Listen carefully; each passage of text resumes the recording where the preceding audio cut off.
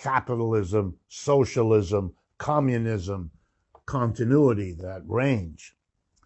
We have a unique relationship problem between these two countries.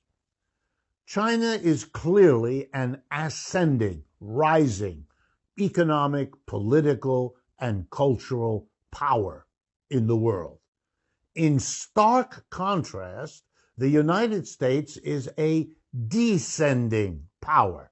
That is, the footprint of the United States is smaller in the world economy with each passing year. I want to show you that there are also similarities between China and the United States. In China, you could divide the society into three parts.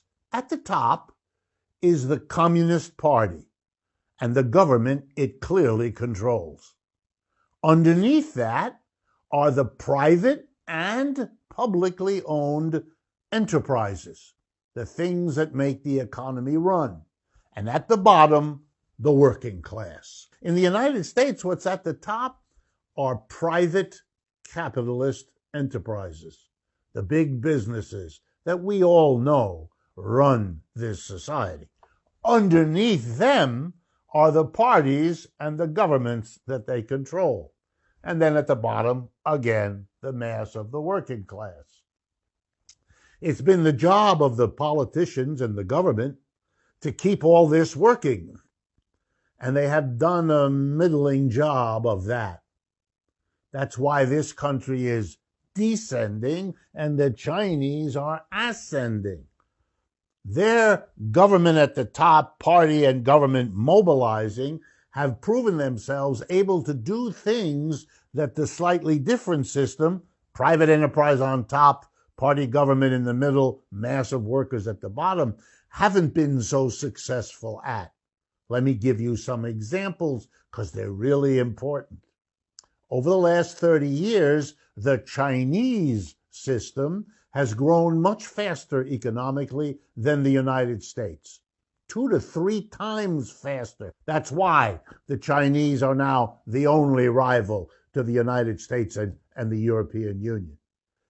But that's not all. They've been better able to mobilize society to solve key social problems. One of them we're living through right now, the coronavirus pandemic. Look at the difference between the Chinese focus on closing down Wuhan and closing down the province of which Wuhan was a capital, really crunching down on this virus so it didn't spread, versus the United States, whose parties and government bicker and delay and stall and can't mobilize anything comparable, so that we have here in the United States 4% of the world's population and 25% of the world's corona cases and corona deaths. They've been better able to handle that kind of emergency with their system. And they've also been able to undertake enormous decisions, the likes of which we haven't. They committed themselves 20 years ago to develop their infrastructure. They have been so successful, they build in advance of the demand. Extraordinary achievement. We don't have that. They committed themselves to become less dependent on world trade and more focused on their own domestic economy. And they've made enormous strides. And they wanted to focus their energies to not be destroyed by the crash of 2008 and then again by the crash of 2020. And they have gotten through those economic crashes better again than the United States. The kinds of social organization that the Chinese have put into place are what other countries need to learn from. They are less the competitors and more the wannabes of this world. There are 2 ways forward now, as there were before. The United States and China can, and I say this with all seriousness, can end up going to war against each other, but there is an alternative.